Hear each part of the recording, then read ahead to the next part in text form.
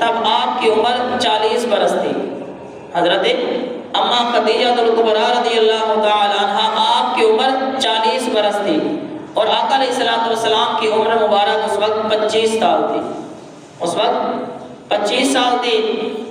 آقا علیہ الصلوۃ والسلام کے ساتھ حضرت اماں خدیجہ الکبریٰ رضی اللہ تعالی عنہ آپ نے کم و بیش 25 سال گزارے، کم و بیش 25 سال گزارے۔ جب تک حضرت اماں خدیجہ الکبریٰ رضی اللہ تعالی عنہ آپ حیات رہیں تو آقا علیہ الصلوۃ والسلام نے آگے دوسرا نکاح نہیں فرمایا۔ جب تک آپ حیات رہیں تو آقا علیہ الصلوۃ والسلام نے آگے نکاح نہیں فرمایا۔ یہ تھی آقا علیہ الصلوۃ والسلام کی حضرت اماں خدیجہ الکبریٰ رضی اللہ تعالی عنہ آپ سے محبت۔ آقا علیہ الصلوۃ والسلام کی ازواج مطہرات کے نام سب سے پہلے حضرت اماں خدیجہ الکبریٰ رضی اللہ تعالی عنہ آپ سے نکاح ہوا۔ آپ بیوہ تھیں، آپ بیوہ تھیں تو دوسرا نکاح آقا علیہ الصلوۃ والسلام کا حضرت سودا رضی اللہ تعالی عنہا آپ سے ہوا، آپ بھی بیوہ تھیں۔ تیسرا نکاح حضرت اماں عائشہ صدیقہ عفیفہ رضی اللہ تعالی عنہا آپ سے ہوا۔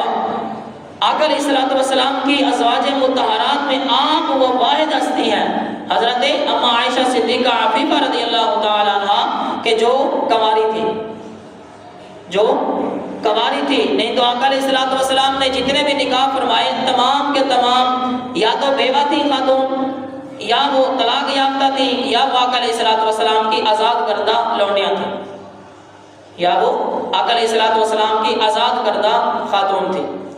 سب سے پہلے حضرت اماں خدیجہ الکبریٰ، دوسرے نمبر پر حضرت سودا رضی اللہ تعالی عنہ، تیسرے نمبر پر حضرت اماں عائشہ صدیقہ عفیفہ رضی اللہ تعالی عنہ، اور چوتھے نمبر پر حضرت حفصہ بنت عمر رضی اللہ تعالی عنہ۔ یعنی آقا علیہ الصلوۃ والسلام کا جو چوتھے نمبر پر نکاح وہ حضرت عمر بن خطاب رضی اللہ تعالی عنہ آپ کی صاحبزادی سے ہوا۔ حضرت حفصہ یہ حضرت عمر بن خطاب رضی اللہ تعالیٰ عنہ آپ کی صاحبزادی ہیں۔ اور اس کے بعد حضرت زینب بنت خزیمہ رضی اللہ تعالیٰ عنہ آپ سے ہوا، آپ بھی بیوہ تھیں۔ اس کے بعد حضرت ام سلمہ رضی اللہ تعالیٰ عنہ آپ سے نکاح ہوا، آپ بھی بیوہ تھیں۔ اس کے بعد حضرت زینب بنت جحش رضی اللہ تعالیٰ عنہ آپ سے نکاح ہوا، آپ بھی بیوہ تھیں۔ یہ جتنے بھی نکاح ہوئے حضرت اماں خدیجہ الکبریٰ رضی اللہ تعالی عنہ آپ کی وصال کے بعد ہوئے۔ یہ جتنے بھی نکاح آقا علیہ الصلوۃ والسلام نے فرمائے حضرت اماں خدیجہ الکبریٰ رضی اللہ تعالی عنہ آپ کے وصال کے بعد یہ سارے آقا علیہ الصلوۃ والسلام نے نکاح فرمائے۔ یہ سارے نکاح حضرت اماں خدیجہ الکبریٰ کے وصال کے بعد۔ ان کے بعد حضرت جویریہ رضی اللہ تعالی عنہ آپ سے ہوا۔ آپ آقا علیہ الصلوۃ والسلام کی لونڈی تھی تو آقا علیہ الصلوۃ والسلام نے انہیں آزاد فرمایا، پھر ان کے ساتھ نکاح فرمایا۔ پہلے انہیں آزاد کیا، اس کے بعد ان سے نکاح فرمایا۔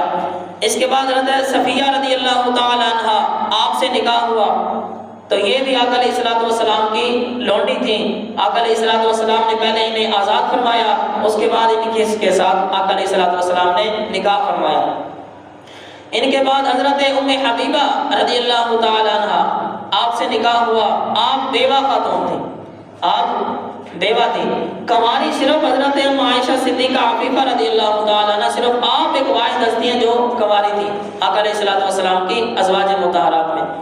باقی یا کوئی طلاق یافتہ تھی، یا بیوہ تھی، یا قید سے آزاد کردہ خاتون تھی۔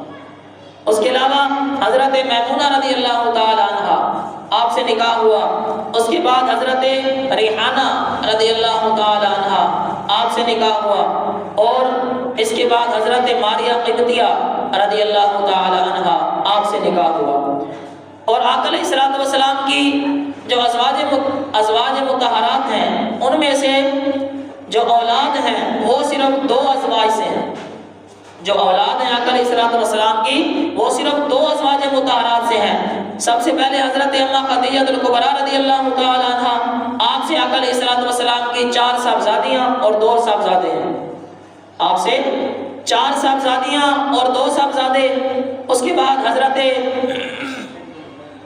ماریہ قبطیہ، آپ کے وطن سے آقا علیہ الصلوۃ والسلام کا ایک بیٹا حضرت ابراہیم پیدا ہوا، اور آقا علیہ الصلوۃ والسلام کی جو صاحبزادیاں تھیں وہ آقا علیہ الصلوۃ والسلام آقا علیہ الصلوۃ والسلام نے ان کا نکاح بھی فرمایا، ان کی شادی بھی ہوئی۔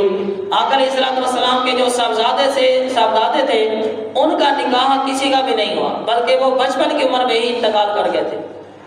اب یہ ایک فلسفہ حضرت امام غزالی علیہ رحمہ آپ بیان فرماتے ہیں کہ، اور حضرت امام جلال الدین سیوطی علیہ رحمہ آپ بھی بیان فرماتے ہیں کہ آقا علیہ الصلوۃ والسلام دوسرے نبیوں، جو دوسرے نبی تھے ان کے بیٹے بڑے بھی ہوئے، ان کی شادیاں بھی ہوئیں، لیکن آقا علیہ الصلوۃ والسلام کا کوئی بیٹا ایسا نہیں ہے کہ جو بڑا ہوا ہو، ان کی شادی ہوئی ہو۔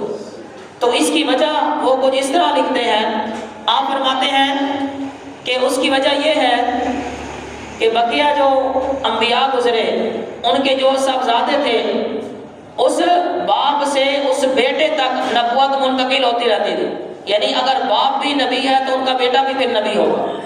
یہ بقیہ انبیاء کرام کے یہ تذکرے ہیں، لیکن آقا علیہ الصلوۃ والسلام کی ذات اقدس وہ ذات ہے کیونکہ آپ خاتم النبیین ہیں، آپ تک نبوت کا سلسلہ ختم ہو چکا، آپ کے بعد کوئی نبی نہیں آئے گا۔ اگر آقا علیہ الصلوۃ والسلام کے صاحبزادے زندہ رہتے اور ان کو نبوت نہ ملتی تو یہ بھی آقا علیہ الصلوۃ والسلام کی شان کے خلاف ہے، تو یہ بھی آقا علیہ الصلوۃ والسلام کی شان کے خلاف ہے۔ اگر وہ زندہ رہتے اور ان کو نبوت نہ ملتی، اگر وہ زندہ رہتے اور ان کو نبوت دی جاتی تو یہ قرآن کی نص کے خلاف ہے۔ تو یہ قرآن کی خاتم النبیین جو اللہ رب العالمین نے فرمایا کہ آقا علیہ الصلوۃ والسلام اللہ تعالیٰ کے آخری نبی ہیں، یہ ان کے خلاف آتا اگر ان کو نبوت دی جاتی۔ اگر نبوت نہ ملتی تو آقا علیہ الصلوۃ والسلام کی شان کے خلاف ہوتا، تو حضور کی شان کے خلاف ہوتا۔ حضرت اماں خدیجہ الکبریٰ رضی اللہ تعالی عنہا، آپ کی 4 صاحبزادیاں حضرت زینب رضی اللہ تعالی عنہا اور حضرت رقیہ رضی اللہ